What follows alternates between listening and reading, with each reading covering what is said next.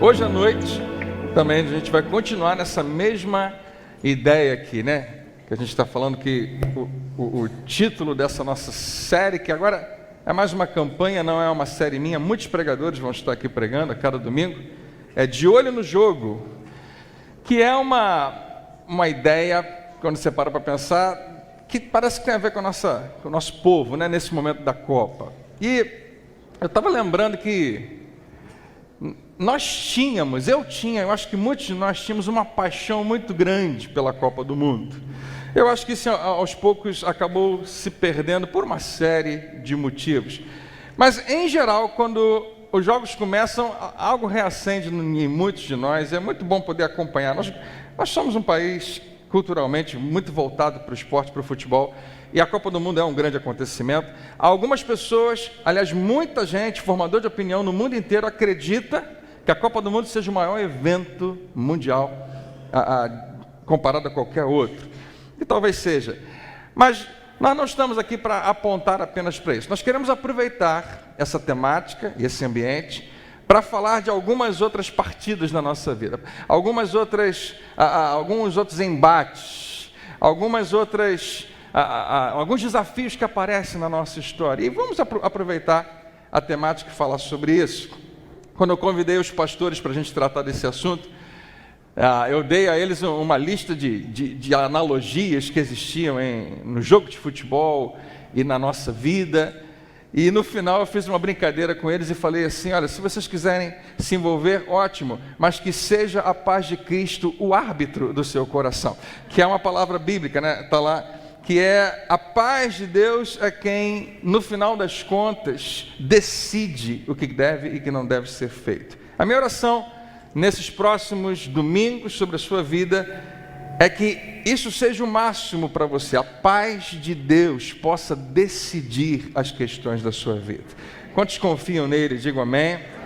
Então eu vou convidar você para estar aqui às 18h30, e eu sei que daqui até lá tem um jogo, né, que a maioria de nós vai estar lá ligado, vai estar assistindo, torcendo. Não sei se você fez um bolão de apostas para saber. Não pode, gente, isso é crente, tá? Mas vamos lá. O pastor Dirman, que vai estar falando hoje à noite, fiquei muito animado com o tema que ele vai trazer. Ele vai falar de algo muito legal nesse primeiro momento, e está bem encaixado com o que eu vou falar hoje. Na semana que vem a gente vai dar continuidade. O pastor Gilson vai estar aqui. Vai ter um culto que vai ser só dos adolescentes, eles vão tomar conta aqui. Não sei se você consegue ver, mas o pessoal preparou com muito carinho aqui, não apenas o gol que está aqui à minha atrás, mas uma área para você bater um pênalti aqui. Se você depois quiser, eu deixo você subir para tirar uma foto, está bem bonito. E é só para a gente mesmo marcar esses próximos dias de Copa do Mundo. Amém? Você tem a sua Bíblia aí com você? Hoje eu quero desafiar você a falar com fé mais uma vez aí. Vamos fazer a nossa declaração de fé? Levanta bem alto, vamos lá, todo mundo junto? Esta é a minha Bíblia, eu sou o que ela diz que eu sou, eu posso o que ela diz que eu posso, e eu tenho o que ela diz que eu tenho. Hoje eu vou deixar a palavra de Deus renovar minha mente e transformar a minha vida. Glória a Deus. Fala para quem está do seu lado, Deus quer falar contigo, se liga nele.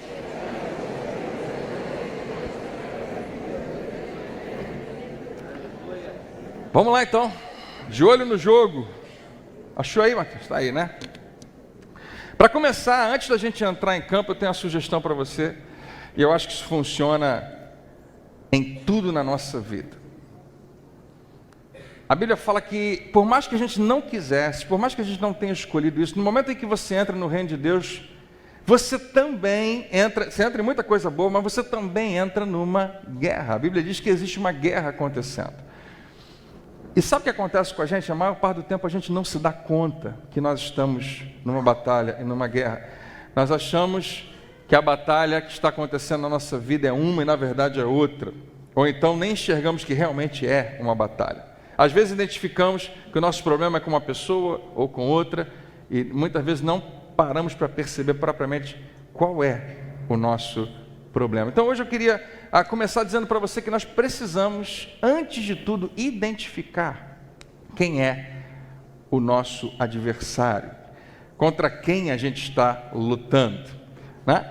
Se você assistiu a algum dos jogos, ou se você... Claro, eu e você temos experiências na Copa do Mundo. Eu lembro que a primeira Copa que eu assisti, e é uma pena que eu esteja tão velho assim para lembrar disso, foi em 1982. Eu não lembro da Copa de 78. Eu lembro só de algumas coisas, até porque na televisão, eu não sei se a gente não tinha televisão naquela época, não, já existia, eu não sei se a gente tinha, minha família, mas eu lembro de ouvir muita coisa no rádio da Copa de 78, eu lembro do meu irmão ouvindo o jogo, um dos jogos finais no rádio. Mas a de 82, muita coisa no Brasil estava mudando e a gente tinha uma televisão e eu lembro que a campanha foi muito grande. Você lembra do Naranjito? Copa na Espanha, né? Então você também é velho, tá vendo? E falei Naranjito, você lembrou? E eu lembro de muitas ruas pintadas de verde e amarelo. E nas outras Copas a gente fez muito disso também. A gente vive um tempo no nosso país onde muita gente está desanimada com muita coisa. E às vezes pensamos se justifica qualquer emoção voltada para isso. Mas a gente sempre teve. E existe algo em nós que gosta da competição, que gosta de provar que nós somos um pouco melhores, ou melhores em algum nível do que outros. Não tem nada de errado, nós temos isso. Na verdade, se eu fizer uma competição agora entre o pessoal da direita e o pessoal da esquerda, você vai ficar mais animado que você está nesse momento. Porque, né, você pensa assim, a gente vai gritar mais alto, a gente vai fazer isso, a gente vai conseguir mais. Está dentro da gente. O que a gente não percebe às vezes é que, claro, numa partida de futebol, quando alguém ganha, não necessariamente você ganha alguma coisa com isso. Se o teu time perde também, a vida não acaba, a gente continua vivendo. Mas existem batalhas, existem disputas na nossa vida, e eu queria que você entendesse dessa maneira, que a sua vitória faz toda a diferença no que vai acontecer depois na sua vida. Então, trazendo esse ambiente, né, de quando você assiste um jogo, quando você torce, e quando você deseja que algo aconteça, e quando o gol acontece, a vibração que nós temos, eu queria falar para você que sim, a vitória para nós, mesmo que é distante, né, o jogo está acontecendo lá do outro lado, faz muito bem a nós. Hoje eu quero apontar que o adversário que eu e você temos, que está lutando contra nós, também está querendo celebrar uma vitória. Também está lutando na intenção de ter vitória contra nós. E ele fica muito feliz quando vence. Mas nós temos uma garantia maravilhosa que diz que em Cristo nós já somos mais do que vencedores. Então você já pode até celebrar por antecipação, por causa do que Jesus já fez por você. Hoje eu queria que você marcasse isso. Na verdade, Jesus já conquistou para nós a vitória. Mas existem algumas batalhas na nossa vida que nós podemos vencer ou perder. Que nós podemos ser, no final das contas, aqueles que vão triunfar ou aqueles que vão ser derrotados. E a minha missão nessa manhã é dizer para você, quem é esse seu adversário? A gente nunca pega um culto para falar do diabo, né? Porque fica parecendo que a gente está em algum nível aumentando a moral dele, né? Colocando ele mais alto. Mas na verdade hoje é mais estratégico, é importante demais que a gente observe. Um bom time de futebol, um bom técnico de futebol, uma boa equipe, não entra em campo sem ter estudado muito, com bastante cuidado, quem é o seu adversário. Ele sabe direitinho quem deve ser marcado. Ele sabe direitinho que tipo de jogada nunca vai funcionar. Ele identifica que na altura daqueles jogadores, o jogo aéreo não vai dar certo para o time de cá. E seja o que for, eles identificam, nós vamos lutar com um adversário tal, que tem as seguintes táticas, que tem as seguintes estratégias, que tem essa maneira de jogar. Historicamente a gente já viu como é que eles são, então a gente tem que saber como se comportar para vencer. Quem está entendendo até aqui, diga amém. Então hoje eu queria que você identificasse quem realmente é. Por que você está repetindo isso, André? Eu vou explicar para você. Nós achamos frequentemente que o nosso adversário é alguém que na verdade não é. Mas existe alguém que é, a gente precisa saber quem é. Como ele age, qual o objetivo que ele tem, e no final das contas te dizer como você pode se preparar, como você pode se defender e como você pode vencer esse jogo. Quem está animado aí, diga amém. Amém. Então vamos começar falando para você, esse versículo é quando Jesus faz uma distinção muito grande que existem esses dois times.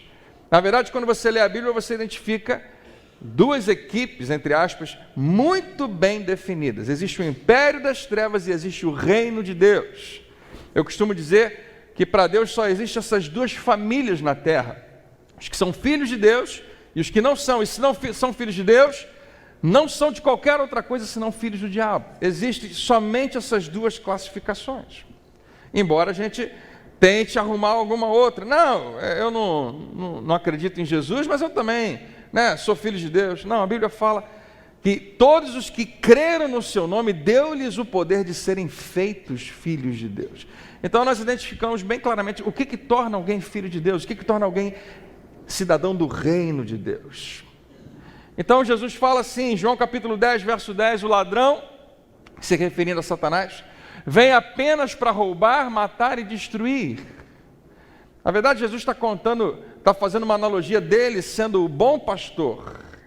E eles sabem que no rebanho que está sendo cuidado, essa figura é muito importante. Existe o pastor, existem outros personagens na história. Mas Jesus fala de um que não é pastor, mas finge ser pastor apenas para ganhar alguma coisa. A Bíblia fala que ele é um mercenário. E fala de um ladrão. O ladrão vai lá para roubar as ovelhas. O ladrão vai lá para tirar proveito das ovelhas. E ele aproveita, qualquer momento onde uma ovelha esteja mais desgarrada, esteja mais distante, esteja mais enfraquecida, para roubá-la. Jesus fala, isso era normal para eles, no ambiente rural que eles viviam, eles sabiam o que Jesus estava falando. Só que Jesus faz uma analogia entre ele e o ladrão. Então ele não está falando de qualquer ladrão, ele está falando do nosso inimigo, ele está falando de Satanás. O ladrão vem somente para roubar, matar e destruir. Nenhuma dessas três coisas a gente gosta, ninguém quer isso na sua vida. Na verdade, esse é o resumo de tudo que a gente não quer que aconteça. Mas acontece. Mas Jesus fala assim, eu vim, diga bem alto, eu vim. Ele fala para que vocês tenham vida e a tenham plenamente, ou a tenham em abundância. A primeira coisa que a gente precisa identificar é quem não é o seu adversário. Esse versículo que a gente leu faz essa distinção. Quando alguma coisa está sendo roubada de você, Jesus está dizendo assim, é o ladrão, não sou eu vim para que você tenha vida. Quando alguma coisa está morrendo, está sendo destruída na sua vida, você precisa identificar que quem está fazendo isso propriamente, não pense que é outra pessoa senão o diabo. Nós achamos muitas vezes que é Deus, mas a primeira pessoa que eu queria que você soubesse que não é o seu adversário é Deus. André, todo mundo sabe disso. Não. Você sabe quando que a gente percebe que pessoas não sabem disso? Quando certas coisas ruins acontecem, elas questionam a Deus, como se Deus fosse o responsável por aquilo. E usam normalmente a expressão, por que o Senhor está fazendo isso comigo? Eu não estou entendendo o que Deus está querendo comigo quando isso acontece. E nas entrelinhas nós estamos dizendo, Ele está contra mim. Não, a Bíblia fala muito claramente, Deus é por você, Ele não é contra você. E se Deus é por você, quem pode ser contra você? Uma vez que Ele está do teu lado, você já está no time vencedor. Por que você está preocupado com quem está vindo contra você? E muitas vezes mal identificando isso. Muitas vezes nós não usamos exatamente esse discurso, mas dizemos assim, por que Deus permitiu isso? E indiretamente estamos colocando sobre Ele também a responsabilidade pelos males que acontecem na nossa vida. Não, Jesus falou, no mundo você vai ter aflição, algumas delas você mesmo criou, você mesmo escolheu, outras aconteceram porque acontece com todo mundo, outras você não tinha o menor controle, outras pessoas escolheram por você e você acabou sofrendo por isso. Mas Deus não é o autor de nenhum mal na sua vida.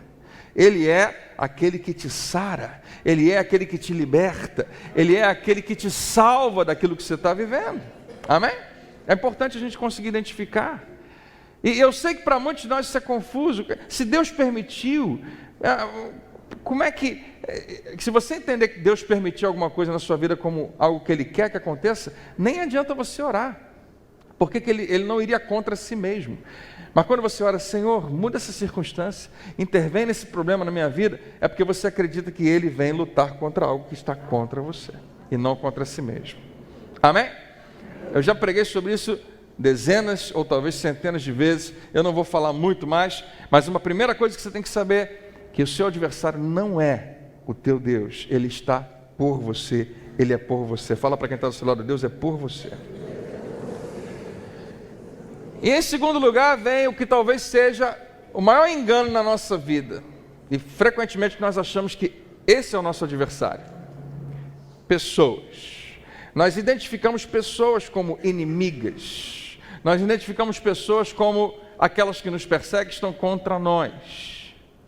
Hoje eu queria falar para você, não eu, mas a própria palavra de Deus vai dizer para mim e para você que pessoas não são os nossos inimigos ou o nosso adversário, mesmo que elas pareçam ser, mesmo que muitas vezes quando a gente olha a gente acha que só pode ser, mas não. A Bíblia fala em Efésios capítulo 6, diz lá, a nossa luta não é contra sangue e carne, não é contra gente, não é contra pessoas. E ele começa a listar agora uma lista de entidades que são espirituais, principados, potestades, poderes, dominadores desse mundo tenebroso, que atuam na região celestial do mal. E quando Paulo escreve isso para a igreja, ele está dizendo, a nossa luta acontece nessa esfera invisível e não contra pessoas. Mas na verdade que você está sempre chateado com alguém, você está sempre irritado com alguém, você está sempre achando que alguém está contra você, você já foi seriamente ferido, machucado, alguém não te ofendeu muito, e automaticamente a gente não consegue responder como Jesus nos manda responder.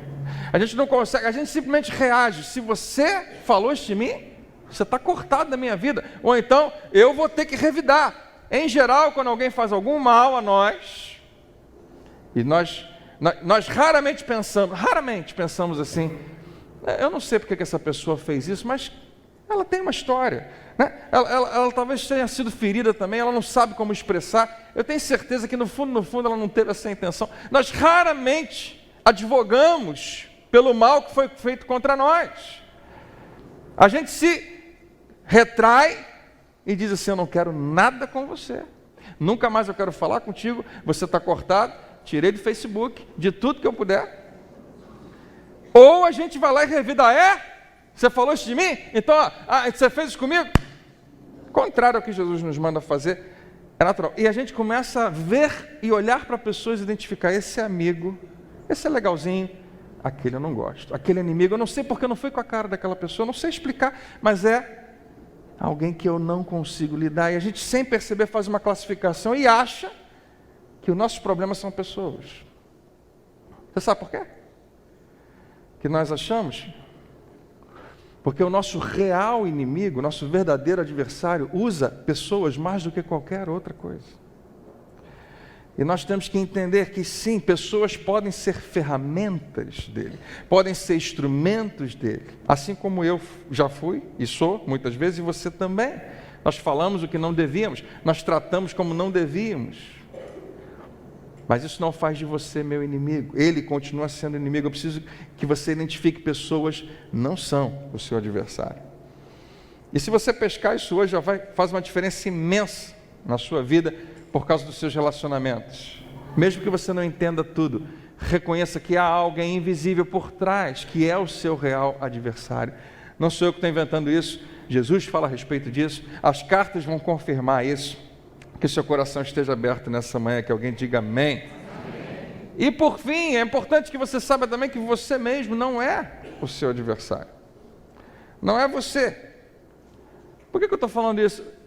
Porque eu estou falando que há pessoas que acreditam que elas mesmas se auto-sabotam, elas mesmas elas fazem coisas para impedir o seu próprio progresso. E ninguém precisa falar para elas, mas elas têm esse discurso, eu acho que o meu maior inimigo sou eu mesmo. Algumas pessoas vão até pregar dizendo que pode ser isso, né? Você é o seu maior inimigo. Se você perguntar para Deus, Ele vai dizer, não. Você não é o seu maior inimigo, você não é seu inimigo. Pelo contrário, a Bíblia vai dizer que você ama a si mesmo, protege a si mesmo. Mas isso é uma confusão na nossa cabeça quando o diabo ataca na nossa autoestima, quando ele ataca em alguma parte de nós que faz a gente pensar que a gente não merece nada de ninguém muito menos de Deus, porque eu mesmo estou fazendo algo contra mim, então eu sou o meu maior inimigo. Deixa eu te falar nessa manhã, não, você não é o seu adversário. Deus não é, pessoas não são, você não é, mas existe alguém que é, e você tem que saber identificar exatamente quem é. Quem não é o seu adversário? Deus não é, pessoas não são, você mesmo não é. Quem é o seu adversário? A resposta está em 1 Pedro capítulo 5, verso 8. Sede sóbrios e vigilantes, o diabo, vosso adversário, anda em derredor como o leão que ruge procurando a quem? Alguém para devorar. E essa é a imagem do National Geographic, né? Ou então do Animal Planet, você já viu um dos canais? A gente não vê muito isso, mas se você prestar atenção, isso vai acontecer em algum documentáriozinho. O leão, normalmente a leoa, vai fazer uma caçada numa manada lá de algum tipo de animal, seja antílopes, zebras e outros. E a Bíblia faz essa analogia dizendo que esse leão está ao derredor. O que o leão está fazendo? Por que ele não ataca logo? Porque ele quer identificar a melhor presa, o melhor momento, né, para ele atacar propriamente. Deixa eu falar uma coisa para você, presta atenção. Tem um barulhozinho ainda aí. Muitas vezes nós não percebemos, mas nós abrimos espaço na nossa vida para Satanás nos pegar, vamos colocar assim, né, para ele nos devorar em algum nível. Na verdade, a gente faz isso mais do que a gente acha que faz. Por isso que a Bíblia fala assim, não deis lugar ao diabo. Amém, queridos? Você entende isso? Não dê espaço para ele. Não deixe ele ocupar nenhum pedacinho. Não deis lugar. Se o diabo fizer sinal, né, pedir para entrar no teu carro, fala, não, está cheio. Não, só tem você aí dentro. Não, mas não cabe você aqui não. Mas eu posso ir na mala? Não. Mas a gente às vezes deixa o inimigo na mala. E para onde a gente foi, ele aparece lá também. Não, eu só quero ir aqui atrás. Deixa eu ir só no banco do carona. Eu não vou dirigir a sua vida, só vou estar do seu lado. E muitas vezes a gente permite. E daqui a pouco ele está realmente dirigindo. Daqui a pouco ele está no volante. Não deixe lugar ao diabo em nenhuma área da sua vida. Então, identificando propriamente que ele é o nosso adversário, Jesus fala que ele vem para fazer essas três coisas, para roubar, para matar e destruir. Eu tenho na minha vida vários testemunhos onde eu fui roubado por Satanás, onde alguma coisa foi destruída, onde algo morreu por causa da ação dele. Eu acho que você também tem, né? Se você identificou que ele é o teu adversário, você entendeu. Sim, eu estou numa luta. E muitas vezes derrotas podem acontecer. Então isso já aconteceu comigo, já aconteceu com você, talvez volte a acontecer. Ele vem para roubar, matar e destruir. Isso não resolve a questão, nós não nos tornamos pessoas derrotadas por causa disso. Derrotas não nos derrotam. Na verdade, nós estamos na natureza de Cristo mais do que vencedores. Mas nós não queremos ter nenhuma derrota, e a razão da gente estar falando isso aqui hoje é para desmascarar um pouco o que você às vezes pensa que são coisas da vida, mas são simplesmente Satanás lhe atacando, roubando, matando e destruindo. Como que ele faz isso? Deve ser uma lista longa, mas eu separei as três que eu considero mais importantes. Ele faz isso através da tentação. A Bíblia chama ele de tentador. Ele tem um propósito muito específico na tentação. Para cada um de nós, ele sabe exatamente aonde ele pode conseguir algo. Qual é o ponto fraco? Ele sabe até onde ir, até onde não ir. Ele sabe, ele conhece, ele já estudou você também. Ele sabe a estratégia certa contra o inimigo dele, que é você e eu. Como eu disse para você, ele tem um desejo de vitória também. E ele sabe exatamente o que funciona e o que não funciona. Ele sabe o que te desanima. Ele sabe o que frustra você. Ele sabe como deixar você para baixo. Ele sabe como fazer você deitar na cama e não querer levantar mais. Ele sabe exatamente o que passa pela sua cabeça no sentido de coisas que ele mesmo plantou, que faz você questionar Deus, faz você questionar a igreja, faz você questionar o pastor, faz você questionar as pessoas. Esse pessoal é hipócrita, esse pessoal é falso. Ele sabe exatamente como colocar as melhores palavras dentro de você, fazer você pensar que foi você mesmo que pensou. Se bem que essa é outra parte, mas através da tentação, através da acusação, ele também é chamado de acusador, e através do engano. Esse talvez seja o mais difícil de todos, identificar quando estamos sendo enganados, porque se estamos sendo, não estamos conseguindo identificar. Quem está dormindo aí, diga aleluia. Opa!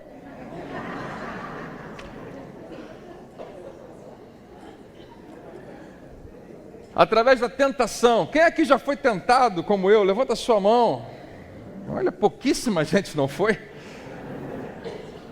A Bíblia diz que Jesus foi tentado em todas as coisas, mas sem pecado. Eu estava ouvindo uma pessoa falando ontem, defendendo uma ideia religiosa, de que Jesus, se ele foi tentado, ele devia ter algum pecado. É mais ou menos essa a ideia do discurso. É o pensamento de que se você for tentado, tem alguma coisa errada com você. Deixa eu te falar, não tem nada de errado em ser tentado. A Bíblia fala que o próprio Senhor Jesus foi tentado em todas as coisas, mas não pecou. Glória a Deus. Ser tentado é a intenção de fazer você pecar, mas não significa que você foi pecado só porque pensou em algo. Amém, igreja? Ou porque quis ir numa direção, ou porque uma porta se abriu, você se sentiu atraído. Não tem pecado ali. Quando você cai na tentação, aí sim. Como é que você escapa? Como é que você vence uma tentação? E eu coloquei duas maneiras. As duas eu acho bem legais, as duas eu acho muito eficazes. Não sei qual que você vai achar melhor. Talvez alguma funcione melhor para você. Uma delas foi aplicada por Jesus, outra foi aplicada por José, lá no Egito. Né? Maneiras como você vence uma tentação, ambas são bíblicas. E para quem conhece futebol, faz tempo que eu não ouço essa expressão, mas você já ouviu a expressão que um time foi derrotado por WO? Quem já ouviu falar? Né? Quase todo mundo. Eu não sei o que significa exatamente WO, mas acho que é walk over, se não me engano, uma palavra em inglês, que se o time não comparecer, ou não comparecer no mínimo possível para jogar, a partida, a vitória é de quem compareceu. O outro time não compareceu, perdeu. Num campeonato o placar fica 1-0 para o outro time, mesmo que não tenha tido nenhum gol. Em geral funciona assim. Faz muito tempo que eu não vejo alguém perder por WO. Mas a minha sugestão para você hoje, quando vier uma tentação, é que você vença por WO.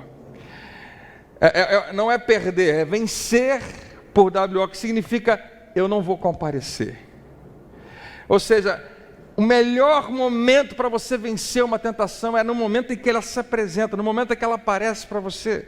Você vê em José, lá no Egito, você conhece a história, quando ele é tentado de uma maneira muito forte, literalmente ele é agarrado pela tentação, ele foge.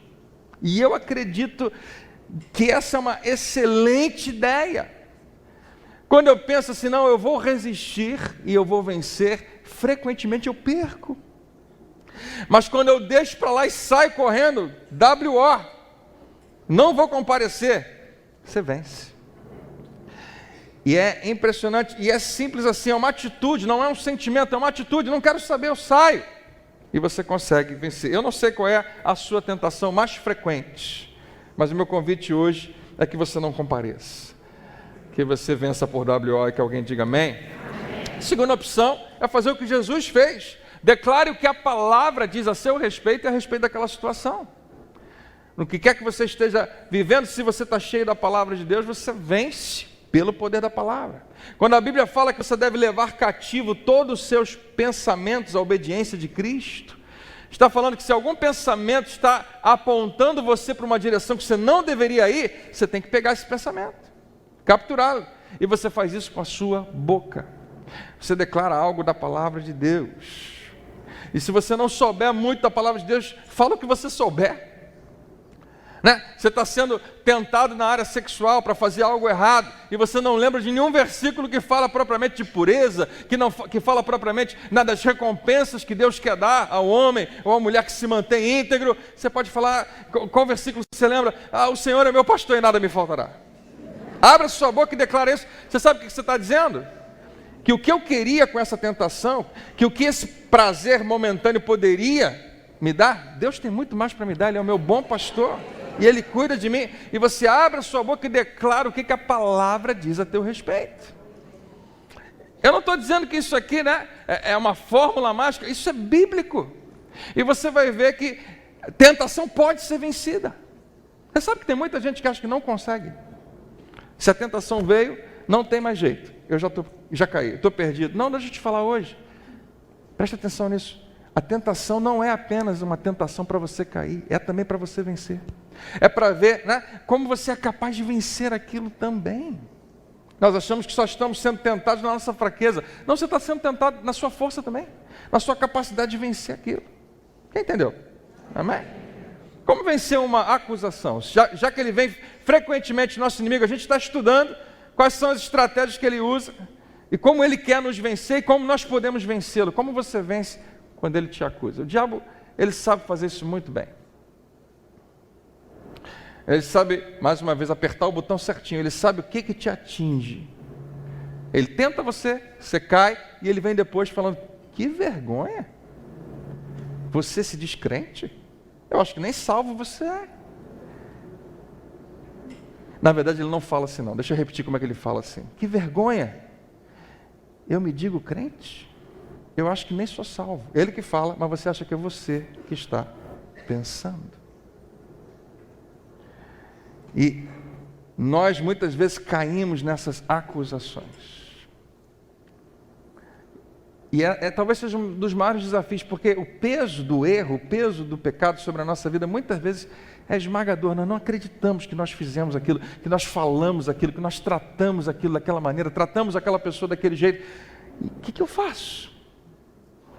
Existe muita coisa que você pode fazer, mas se você identificou uma acusação na sua vida, você precisa permanecer firme na justiça de Deus. Como é que você faz isso? Você tem que colocar os seus olhos na palavra de Deus e meditar nela. Você sabe o que faz você acreditar no que é errado? Uma palavra que você ouve. Você sabe o que contorna a situação e faz você acreditar de novo no que é certo? Uma palavra. E uma palavra de Deus transforma tudo na sua vida. Eu recomendo você não deixar que a palavra saia dos seus ouvidos, não saia dos seus olhos. Essa recomendação é Deus que dá para todo aquele que quiser confiar e crer nele.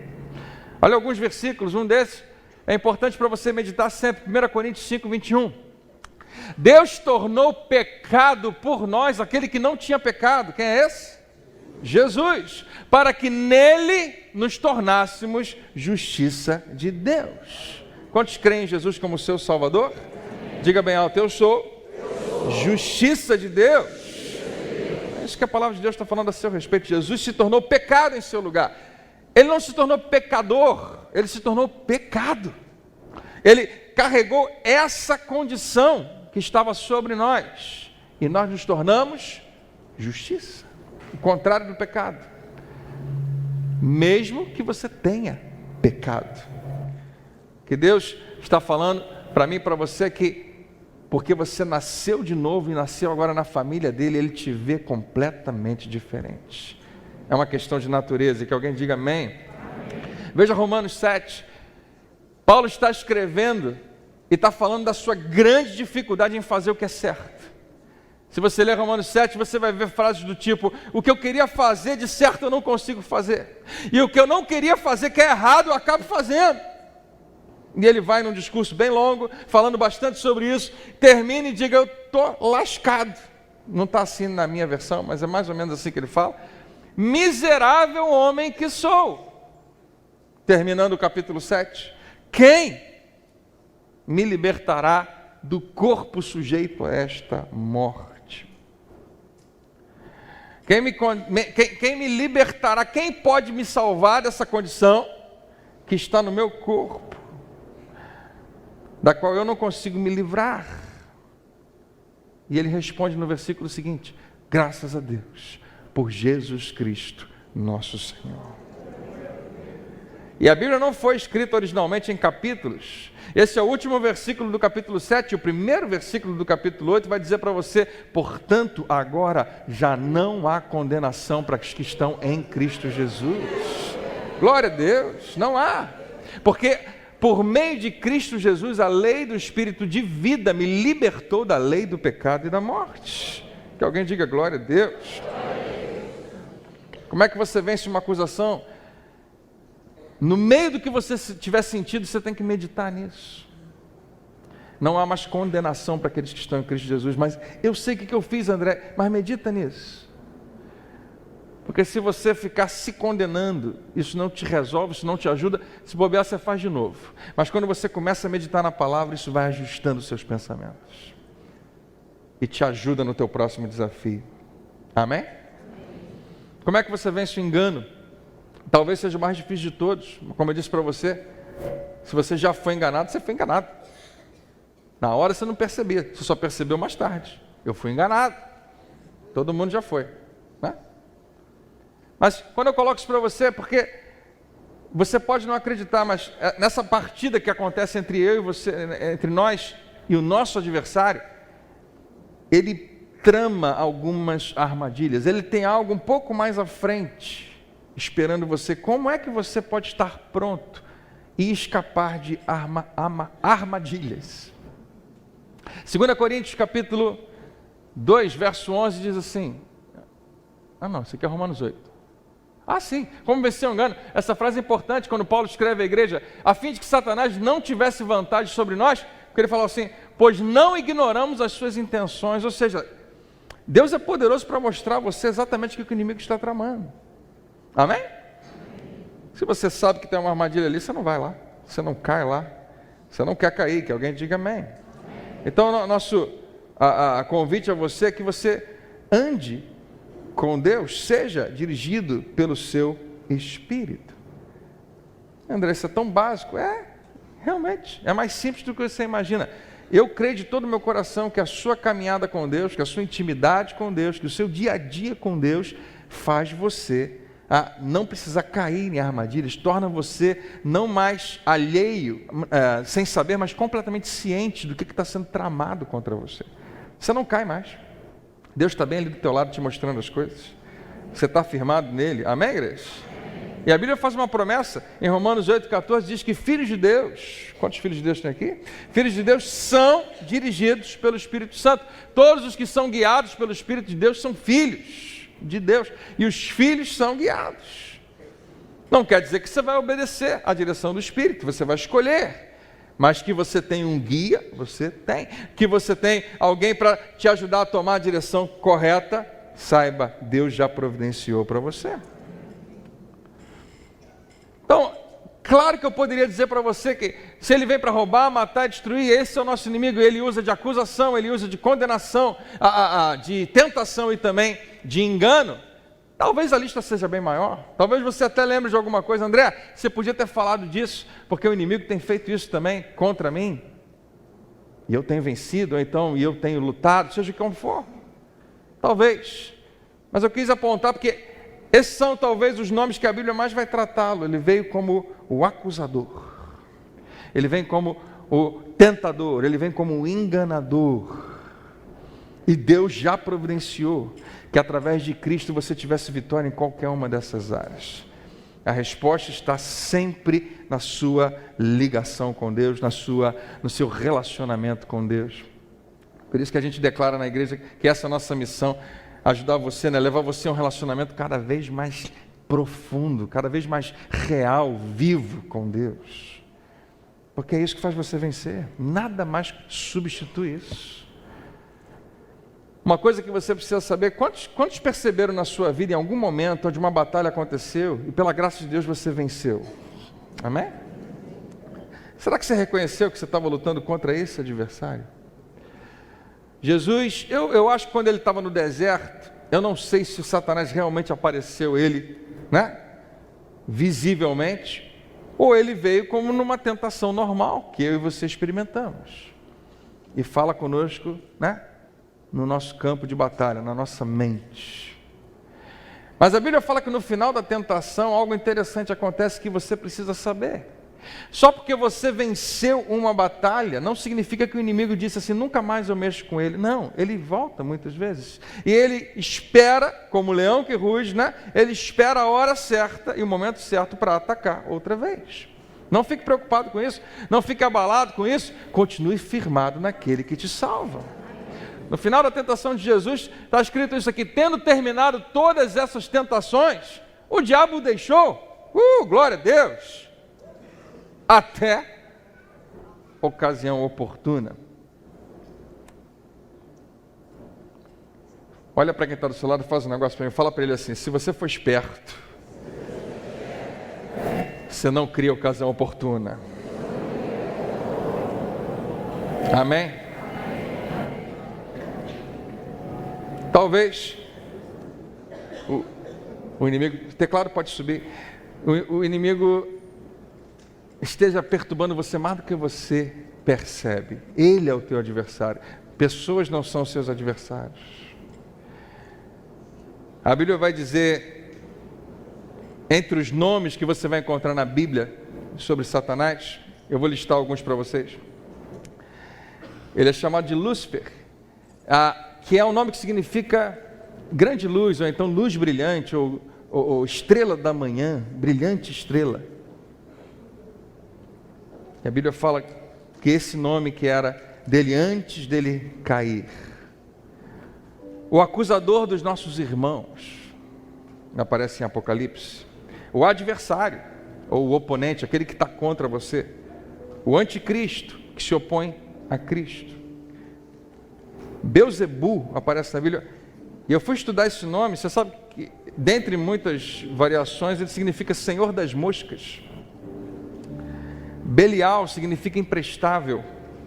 A serpente, ou a antiga serpente. Diabo, o dragão, o inimigo, o pai da mentira, príncipe das potestades do ar, Satanás, o tentador, ou como Jesus o referiu, o ladrão.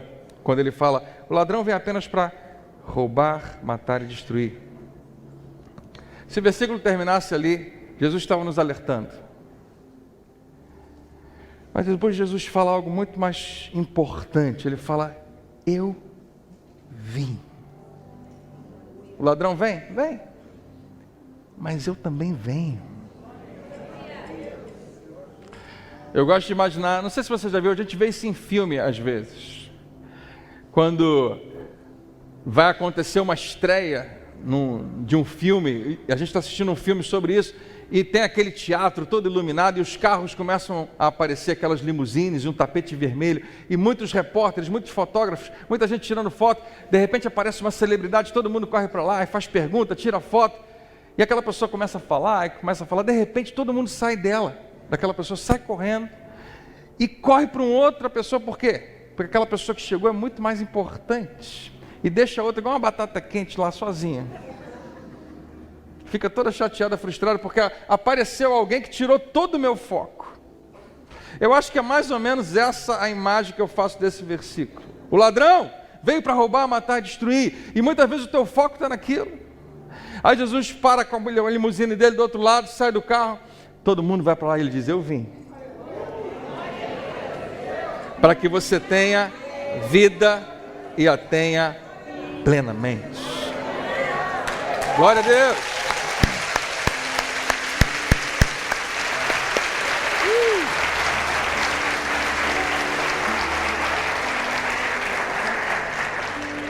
Fique de pé para você ler comigo esse versículo. 1 João 3, na última parte fala assim, para isso o Filho de Deus se manifestou para destruir as obras do diabo. Fala para quem está do seu lado, teu time já ganhou.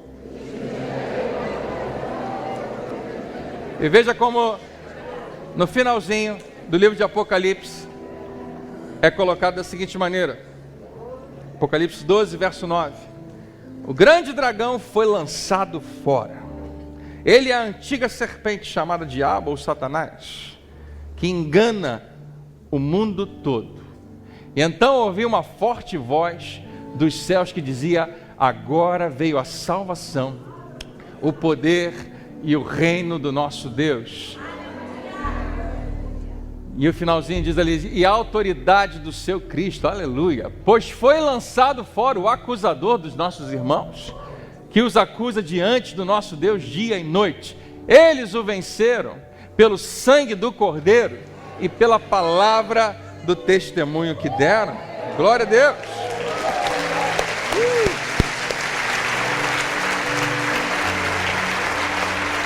Amém.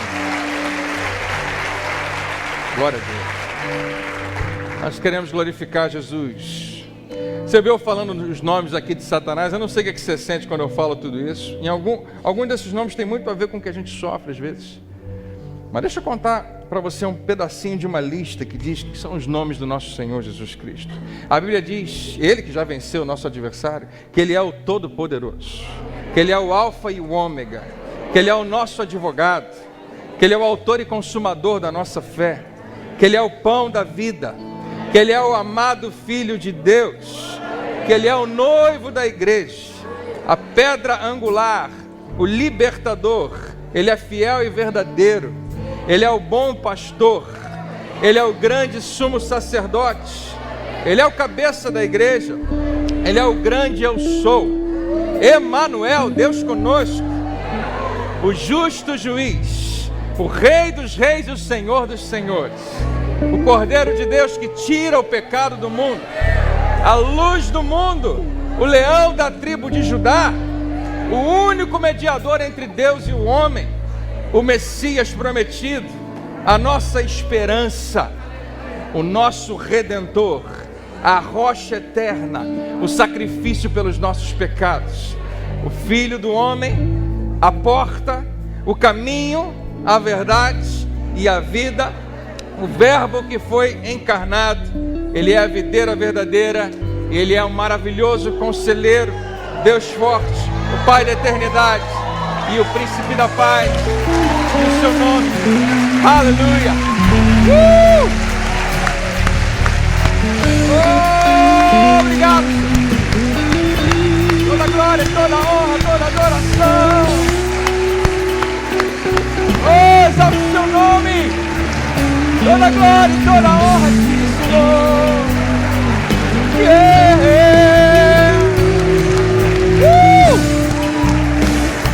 Glória a Deus, a Ele a honra, a Ele a glória, a Ele o louvor.